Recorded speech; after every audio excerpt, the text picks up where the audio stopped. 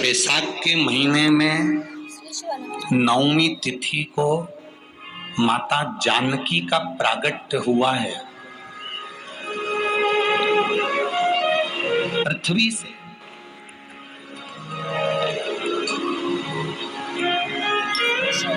कभी एक विचार करिएगा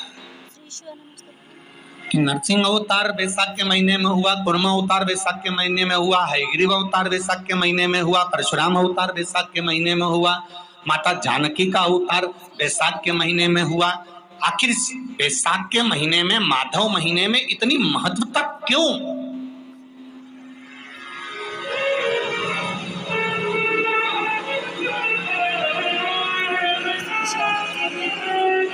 बैसाख के महीने में पड़ने वाली एकादशी, चतुर्थी, प्रदोष, अमावस्या, पूर्णिमा, शिवरात्रि, ये सभी इतनी महत्वपूर्ण क्यों हो जाती है?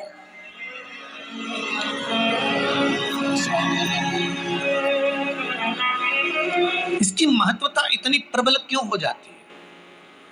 किस लिए?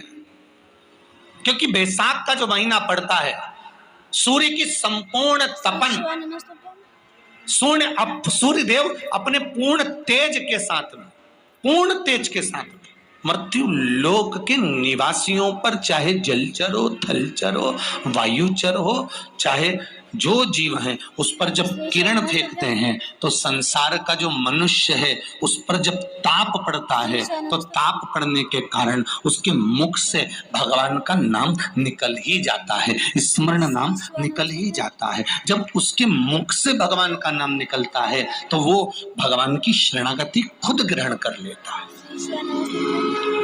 स्वयं।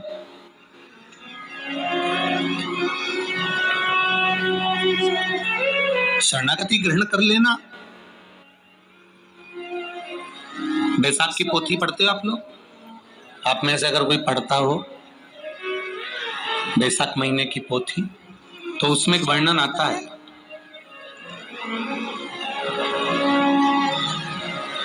गीता प्रेस गोरखपुर के कल्याण अंक में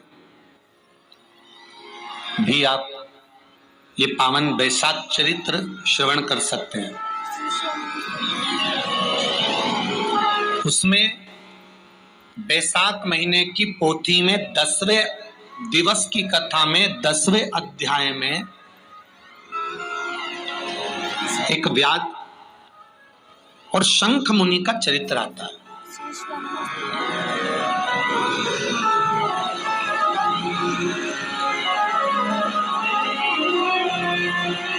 शंख मुनि एक बार निकलकर भगवान शंकर के मंदिर में जल समर्पित करने के लिए जा रहे थे और शिव मंदिर की ओर जाते बीच मार्ग में चलते और शंख मुनि जब शिव के मंदिर में पहुंचे, शंकर भगवान के मंदिर में जाकर उन्हें दर्शन किया,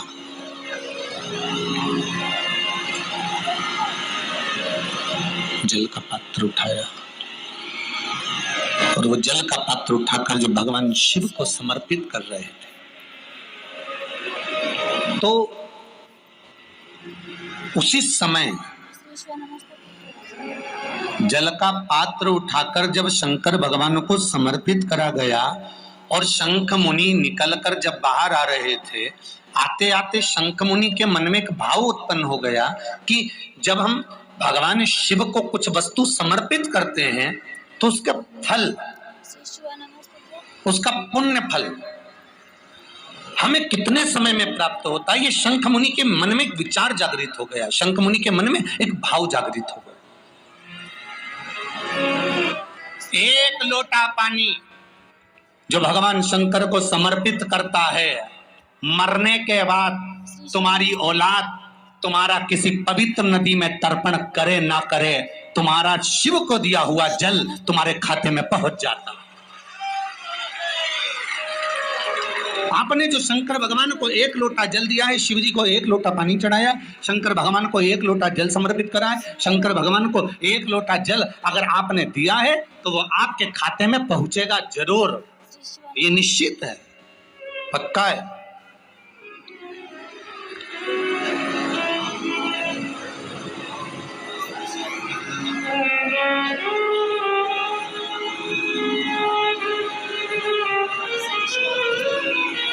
और शिव भक्ति के अनुसार, शंकर भगवान के अनुमोदन के अनुसार,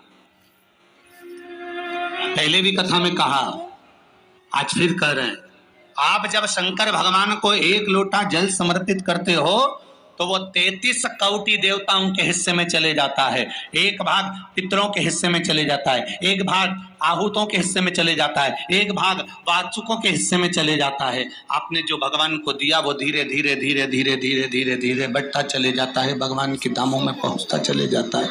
जिन जिनको आपने नहीं भी दिया, शंकर भगवान पे चढ़ा हुआ जल उन तक भी पहुंच जाता है। ये केवल आपकी निर्मल और आनंदित भक्ति के बल पर पहुंचता है, भक्ति के बल। भगवान ब्रह्मा और भगवान विष्णु ने जो मंथन किया, उस मंथन में जो शिवलिंग निकला, और ब्रह्मा जी के मुख से निकल गया कि ये शिवलिंग जो निकला है इसके चरण कहाँ हैं, इसका शीश कहाँ है, जरा पता करा जाए। और ब्रह्मा स्वयं भगवान शंकर का सिर देखने के लिए जा रहे हैं, और भगवान विष्णु मृत्यु लोक में नीचे तलातल में, रसातल में, पताल में भगवान शंकर का चरण ढूंढने के लिए जा रहे हैं,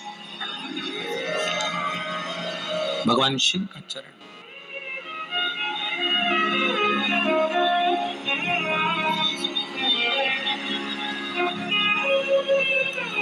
गए दोनों, वो ऊपर गए, ये नीचे गए देखने के लिए।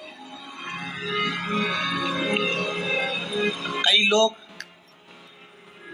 शिव महापुराण की कथा, स्मरण, भजन, कीर्तन सुनने के लिए नहीं जाते।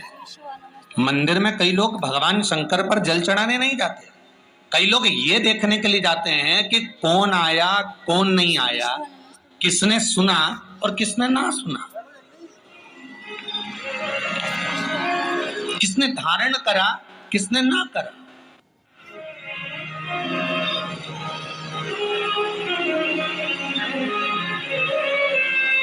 अब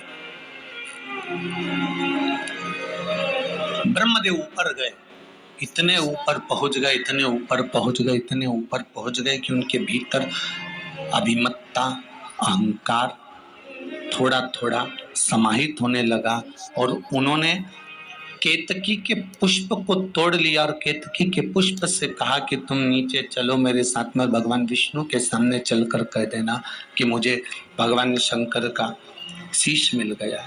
केतकी के फूल ने कहा कि यदि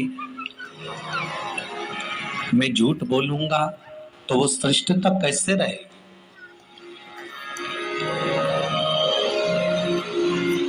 मेरे झूठ बोलने की श्रेष्ठता कैसे होगी।